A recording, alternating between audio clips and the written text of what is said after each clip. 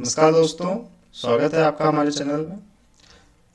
Last class में हमने देखा था क्वेश्चन नंबर 5 को। अब इस लेक्चर में हम समझेंगे क्वेश्चन नंबर 6 को। क्वेश्चन नंबर 6 क्या बोल रहा है हमारे 5.2 एक्सरसाइज का कि check whether -150 is a term of an AP that is 11, 8, 5 और 2, है ना।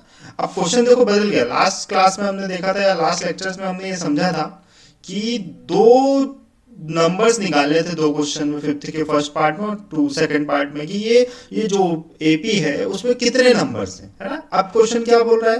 क्वेश्चन बोल रहा है कि भाई ये जो एपी है इसमें ये वाली टर्म एग्जिस्ट कर रही है कि नहीं कर रही।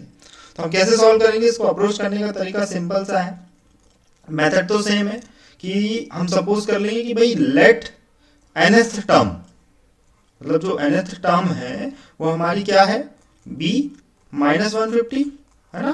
दैट मीन्स हम टी एन की वैल्यू कितनी ले रहे हैं, -150 लेके चल रहे हैं, है ना। ए हमारा क्या है यहाँ पे, फर्स्ट टर्म क्या है हमारी 11 और डी कितना है 8 -11, है ना। तो 8 -11 क्या हो जाएगा, -3।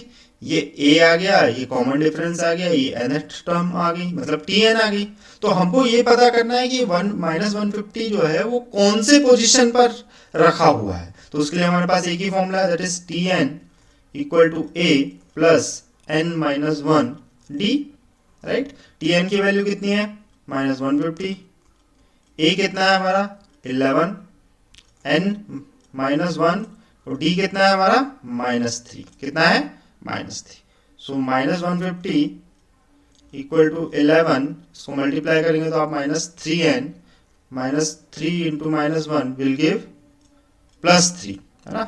तो इस 11 और 3 को इस लेफ्ट हैंड साइड पे लेके आएंगे आप, तो क्या हो जाएगा, -150 -11 -3 इक्वल टू -3n, राइट। इनको सबको ऐड कर लें, नेगेटिव साइन है तीनों में तो एडिशन होगा और कॉमन साइन कितना आ जाएगा, नेगेटिव हो जाएगा।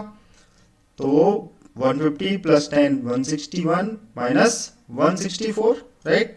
कितना हो गया, -64, दैट इज -3n, तो माइनस से माइनस कैंसिल, तो 164 divided by 3 equal to n। अब जब आप इसको डिवाइड करेंगे तो ये नंबर आपको क्या मिल रहा है, फ्रैक्शन में मिल रहा है। याद रखना है यहाँ पर बच्चों, क्या है, ये नंबर हमारा कैसा है, फ्रैक्शन में है ना। तो फ्रैक्शन तो कोई हमारी एपी की टर्म्स में आएगा ही नहीं, है ना। तो हम बोल सकते हैं क्लियरली कि ये इंटीजर नहीं है, और इंटीजर नहीं होने के कारण ये एपी की टर्म नहीं है ना। सो हम बोल सकते हैं therefore -150 is not a term of AP, term of this AP, जो हमारा एपी है उसकी टर्म नहीं है। अगर ये इंटीजर आता तो हम कहते हैं कि ये -150 जो है वो इंटीजर, मतलब हमारे एपी का पार्ट है, बट ये किस में आ रहा है, ये फ्रैक्शन में आ रहा है। किस में आ रहा है, फ्रैक्शन में आ रहा है। तो हम इसको मानेंगे कि ये हमारे एपी का पार्ट नहीं है। चलो नेक्स्ट क्वेश्चन नेक्स्ट लेक्चर में।